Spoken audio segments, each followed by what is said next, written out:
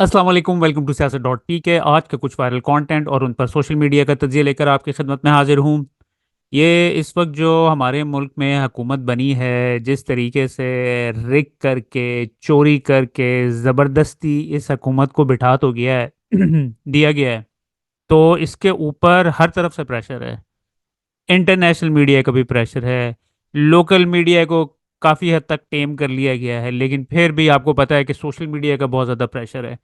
इन सबको साइड के ऊपर रखें। सबसे ज्यादा जो है ना इस वक्त जो प्रेशर डाल रहे हैं ना, वो लोग डाल रहे हैं जो इस वक्त नवाज शरीफ के बहुत ज्यादा क्लोज हैं। मिसाल के तौर पर मियां जावेद लतीफ साहब, ये रोजाना की बुनियाद के ऊपर ना कोई पैगाम जो है मीडिया के ऊपर आकर दागते हैं। इसी तरीके से आसिफ किरमानी साहब, जो कि बहुत क्लोज हैं नवाज शरीफ के, अक्सर आपको नवाज शरीफ के साथ नजर आते थे जब वो लंदन में थे।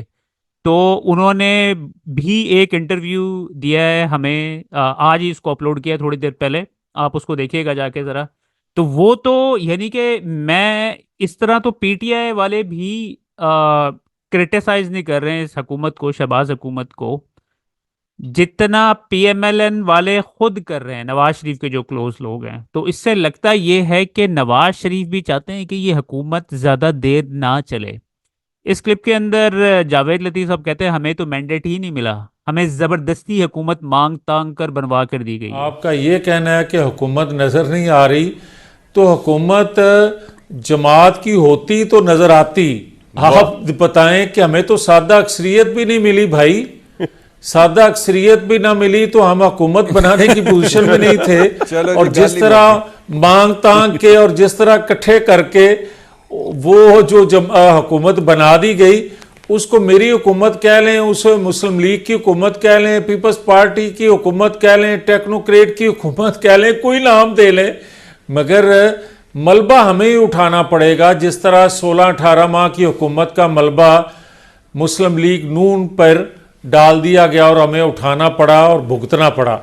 मगर मैं ये ज़रूर कहूँगा कि आप कहते हैं वज़ीर दाखिला, आप कहते हैं वज़ीर ख़जाना, वज़ीर ख़ारजा का क्यों नहीं जिक्र करते भाई? वज़ीर ख़ारजा भी, वज़ीर ख़ारजा तो जो समझी ख़ारजा है। पॉलिसी है, कोई वज़ीर ख़ारजा समझी कोई है भाई, वज़ीर वो तो आपके ख़ारजा अपने। जो है, कोई कोई मेरी बात तो कामरान भाई, सुने। सर सर सर कोई वज़ीर ख़ारजा कितना पॉलिसी खुद बनाता है और कितनी बना के दी जाती है, इसका भी कभी कभार तस्करा अगर फरमा लेंगे तो आप जरा भी कठपुतली सुनने है, वालों के लिए अच्छा हो आप जाएगा। भी कठपुतली हैं, कहने का मतलब ये हुआ। देखिए, बिल्कुल बिल्कुल आप सही कह रहे हैं, अल्फाज सख्त हैं, शर्मिंदगी वाले हैं, मगर मियां हकीकत साहब, तो यही है आज तो कि आज जब तो आप बहुत सोने लग रहे हो, सच बोल रहे हो।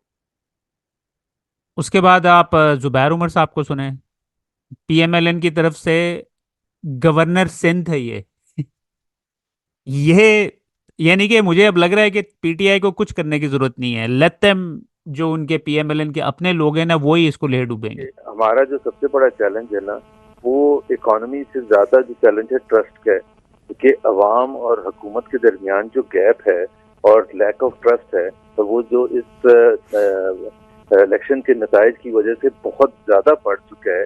ऐसी सूरत हाल को आप आगे लेके नहीं जा सकते, और इस वजह से ये जो आपने कहा हल्के खुलवाना, ये जो भी है, मैं तो ये कहता हूँ कि हल्के खुलवाने की बात नहीं, तो सिंपल मैथ की बात है, अरिथमेटिक की बात है। आपने जैसे रिकाउंटिंग करनी, इलेक्शन कमीशन ऑर्डर करती, तो आप फॉर्म 45 की काउंटिंग का क्यों नहीं कर, काउंट करना फॉर्म 45, असल फॉर्म 45 300 या 310 जो पोलिंग स्टेशन हैं जो एक हल्के को रिप्रेजेंट करते हैं, उसकी काउंटिंग करके अगर ये निकलता है कि सलमान अकरम राजा जीते हुए हैं तो 100 अगर निकलता है कि यास्मीन राशिद जीती हुई है तो 100 सर इलेक्शन हारना कोई इतनी बड़ी बात है? जब आप इलेक्शन में जाते हैं या किसी भी उसमें जाते हैं, कंपटीशन में जाते हैं, आपकी जीत भी हो सकती है, आपकी हार भी हो सकती है। ये वैसे ही है कि क्रिकेट मैच के रिजल्ट कुछ और आए सामने, सब कुछ और लोग देखें और रिजल्ट कुछ और अनाउंस कर दें, तो क्या क्या लगेगा? और फिर जो जो हारी हुई टीम है वो कप लेने के लिए, ट्रॉफी लेने के लिए भी पहुंच जाए, तो कैसे लगेगा कि इनको थोड़ा सा तो ख्याल होना चाहिए। तो अगर ये हो गया है, और जिसके बहुत शवाहिद हैं कि ऐसा ही हुआ है कि फरवरी 8 को मैंने भी देखा था, आपने भी देखा था कि 11 बजे रात को कुछ और रिजल्ट आ रहे थे अब वो PMLN का पॉइंट ऑफ व्यू है कि सिर्फ 5 या 10% आए हुए थे रिजल्ट। 5 या 10% क्यों आए हुए थे रिजल्ट? वाई? 5:30 बजे से लेकर 5-6 घंटे तक काउंट करने में एक पोलिंग स्टेशन में 500-600 वोट काउंट करने होते हैं, तो वाई 2 या 3 पोलिंग स्टेशन के रिजल्ट आए हुए थे? फिर फोन सर्विस बंद हो गई, इंटरनेट सर्विस बंद हो गई, इंटरनेट सर्विस बंद हो गई। और आपने देखा कि बहुत से हल्के ऐसे थे जो कि मैं गिनवा सकता हूँ, क्योंकि आपका भी उतना इंटरेस्ट है, हमारा भी इतना इंटरेस्ट है, जिसमें 6 बजे शाम को फरवरी 8 को बताया गया कि ये 2 पोलिंग स्टेशन के रिजल्ट आ गए, और उसके बाद रात गुजर गई, वो 2 पोलिंग स्टेशन से हटे ही नहीं।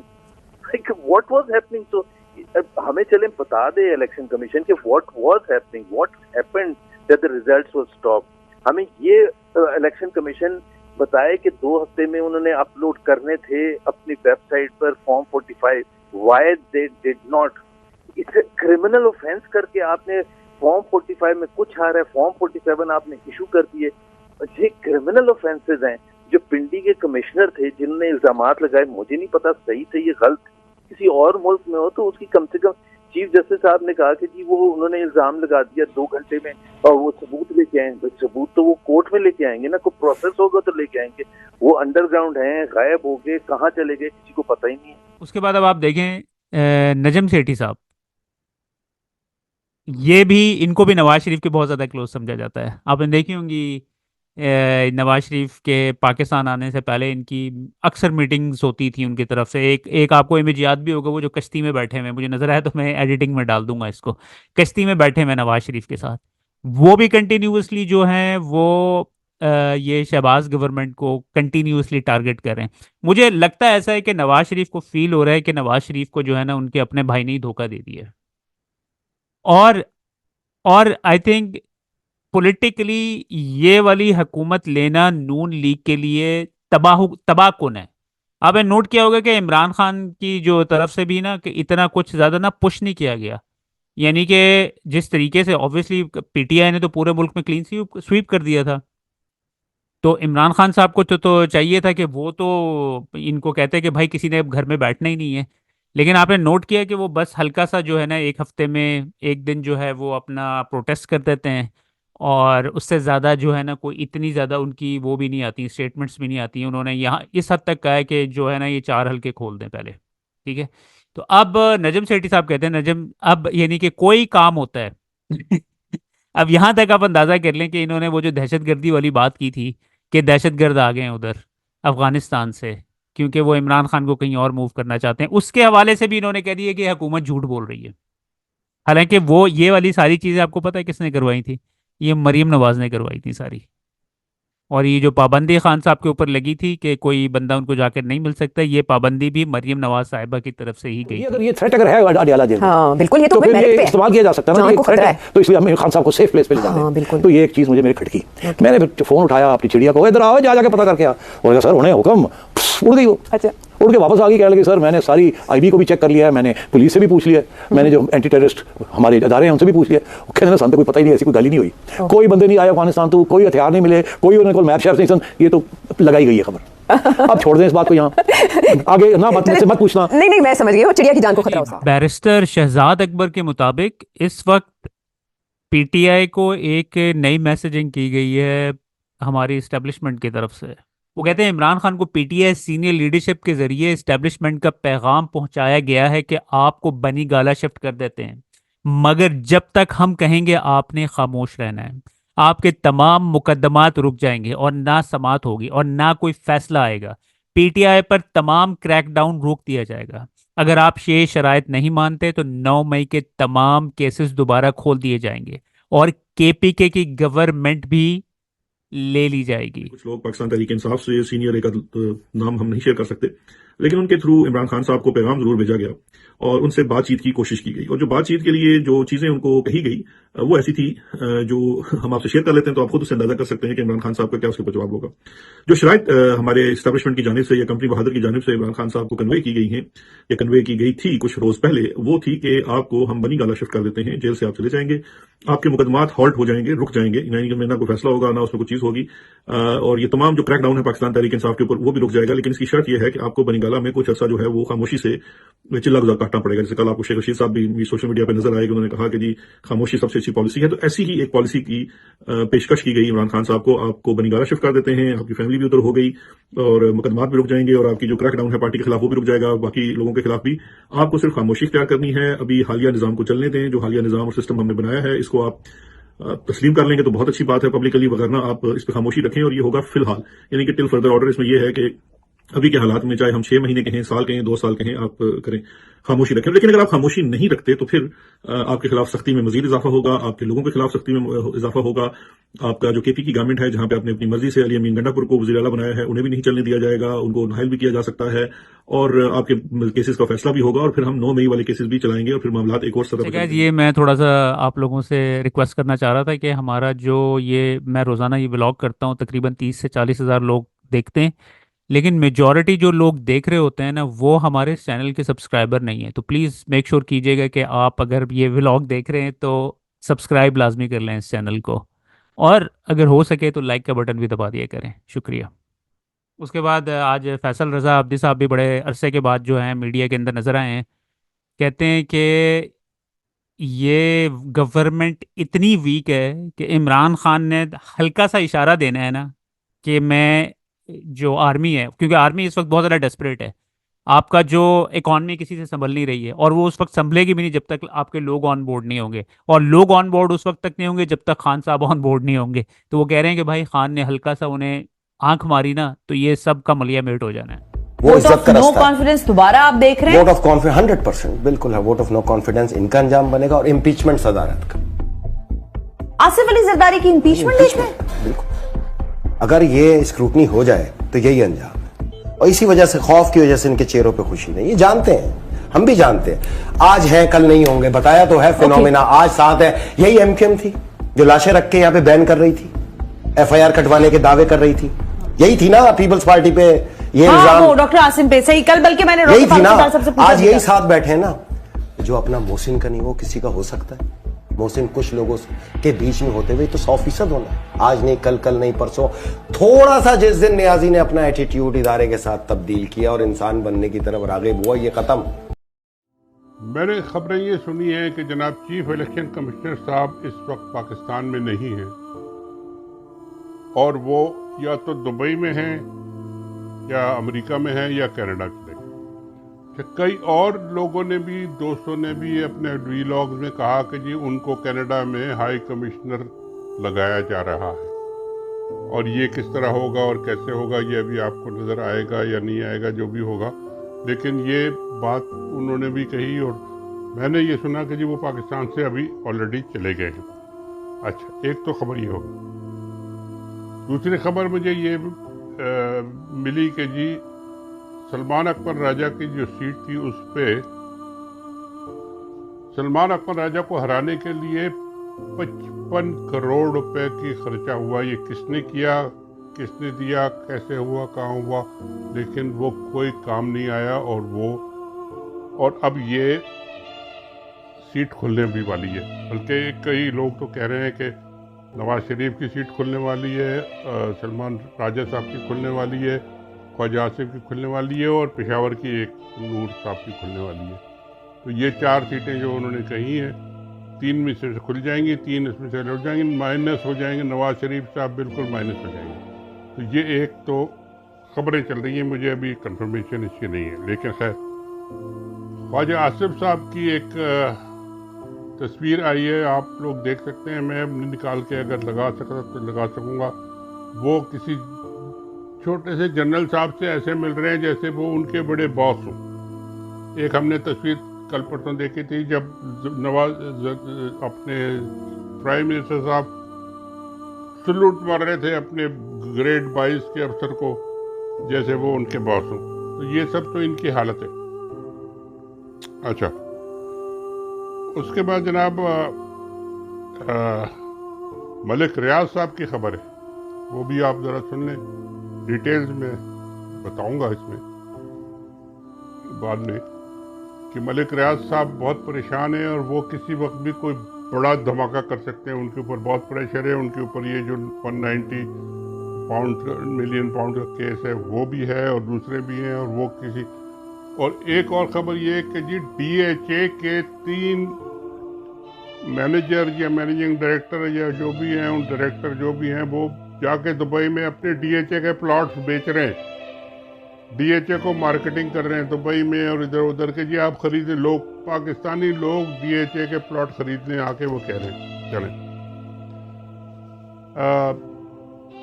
ये भी सुना है कि जी नवाज शरीफ साहब के 2 बेटे तशरीफ ला चुके हैं, अब अपने केसेस करा के वो वापस चले जाएंगे। और उसके बाद नवाज शरीफ साहब भी, उनका ख्वाजा आसिफ साहब ने तो ऑलरेडी सुना है कि कह दिया है कि जी उनकी तबीयत ठीक नहीं है, उनके प्लेटलेट फिर ऊपर नीचे हो रहे हैं। और वो उनको एक्चुअली हुआ ये है कि सारे गेम में माइनस कर दिया गया है नवाज शरीफ को, और अब गेम है कि जी माइनस किया जाए अब आसिफ जरदारी को। और वो इस तरह के जी चीफ इलेक्शन कमिश्नर साहब को कहा गया कि जी आपको हम कनाडा भेज रहे हैं, हाई कमिश्नर आप 20 सीटें हमें और PTI की और जो भी है उनकी निकाल के और इनको दे दें नून लीग को, और इनके पास इतनी मेजॉरिटी हो जाए कि जी PPP की ज़रूरत ही ना रहे, और फिर जरदारी साहब को भी छुट्टी करें और हम फिर अपना अमेंडमेंट्स करेंगे कॉन्स्टिट्यूशन में, और 18th अमेंडमेंट कम करेंगे, सिंध के पैसे कट करेंगे, बाकी सूबों के पैसे कट करेंगे, हम खाएंगे पिएंगे सारा कुछ करेंगे। इसमें हर खबर में बहुत डिटेल है, ये मैं आपको हर वीडियो में आगे जाके बताऊंगा, ये लंबी हो गई है। उसके बाद राजा रियाज साहब कहते हैं कि उनको भी इलेक्शन में हरवाया गया। सबसे ज्यादा तो बंदा ये बर्बाद हुआ है वैसे। आई डोंट नो कि इसने शायद पैसे पूसे ले लिए होंगे जब इसने साइड चेंज की होगी। ऑपोजिशन का इनको लीडर बना दिया था, हालांकि PTI का था, PTI के खिलाफ ही लीडर बना दिया था ऑपोजिशन का इन्हें। तो अब कहते हैं कि जी मेरे खिलाफ जो है ना धांधली, मुझे धांधली करवा के ना, मैं तो खुद इलेक्शन में खड़ा नहीं हुआ, मेरे बेटे को धांधली करके हरवाया गया, उसको 91,000 वोट पड़े माशाल्लाह। इनकी सूरत हाल ये थी इलेक्शन से पहले कि इनसे बाजार में भी नहीं निकला जाता था। फिर ये कहते होते थे कि वो जो हैं लोग जो है ना मुझे सलाम का जवाब भी नहीं देते हैं, और कहते हैं कि मुझे 91,000 वोट पड़ गए हैं सूरत हाल के अंदर, अंदाजा करें। अच्छा, राजा रियाज साहब की बात करने का तो मैं नहीं समझता कोई फायदा हो चुका। राजा रियाज साहब तो ये दुनिया का एक तारीखी एक सियासी एक किरदार था कि जो अपोजिशन लीडर थे, जिस हुकूमत के खिलाफ अपोजिशन लीडर थे, उसी हुकूमत से टिकट के उम्मीदवार थे। और बाद में आपने देखा कि अल्लाह ताला का ऐसा कर्म हुआ कि फैसलाबाद की आवाम ने इन जैसे उन तमाम लोगों को रिजेक्ट किया।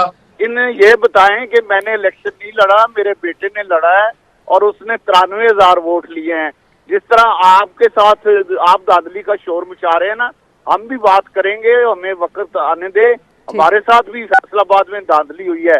आप किस तरह कह सकते हैं कि फैसलाबाद की सारी सीटें जब आप जीत जाएं तो यहाँ धांधली नहीं है, और अगर और किसी जगह आप जीत जाएं, हार जाएं तो वहाँ धांधली है?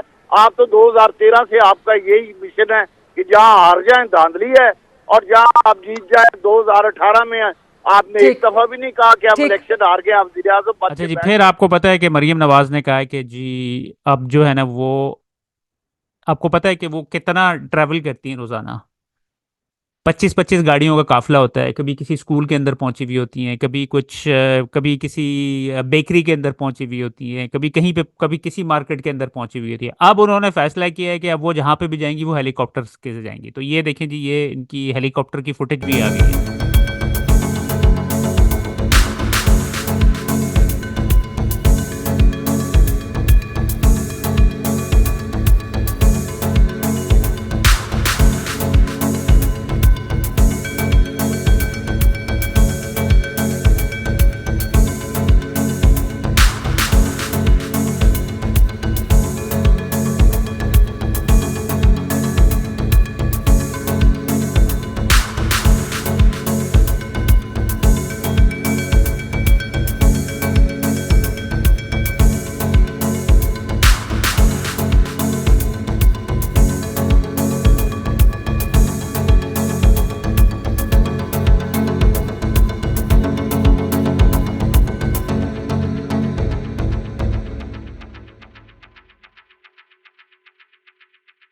ले जी, ये जो प्रेशर डाल रहे थे हम लोग इतने अरसे से अमेरिकन गवर्नमेंट के ऊपर, और उसके बाद साइफर को खान साहब ने जो रिलीज़ किया था, पब्लिक कर दिया था खान साहब ने, उसका इम्पैक्ट उस वक्त तो राइट अवे तो बहुत नेगेटिव इम्पैक्ट आया, क्योंकि उन्होंने डोनाल्ड लू और उनके जो साथी थे, उन्होंने पाकिस्तानी मिलिट्री इस्टेब्लिशमेंट के ऊपर जो है ना प्रेशर डाल के उन्होंने जिस तरीके से खान साहब के ऊपर प्रेशर डाला, उनके ऊपर जो है फस्तायत की इंतहा कर दी कि किसी तरीके से, क्योंकि उधर से हुक्म आया हुआ था। उस वजह से ये खान साहब के साथ जो कुछ हो रहा था कि उनके ऊपर उनकी शादी को भी उन्होंने शादी तक पहुंच गए कि जी ये बीवी भी उनकी शादी भी ठीक नहीं हुई है, वहां तक वो चीज़ों को ले गए। तो वो सब कुछ करने के बाद तो अमेरिका के बारे में आप जो मर्जी कहें, अमेरिका जो है बाहर जो मर्जी करता रहे, लेकिन उनके अपने मुल्क में रूल ऑफ लॉ है। जब इस तरह की चीजें कभी होती हैं ना, इवेंचुअली प्रेशर जब बिल्ड हो जाता है बहुत ज्यादा लोगों की तरफ से, और ओवरसीज पाकिस्तानी का भी बहुत ज्यादा इसके अंदर हाथ है। तो अब हुआ यह है कि अमेरिकी कांग्रेस में 20 तारीख को हेयरिंग हो रही है, जिसमें डोनाल्ड लू को विटनेस के तौर पर बुलाया जाएगा। Pakistan after the election, examining the future of democracy in Pakistan and the US relationship.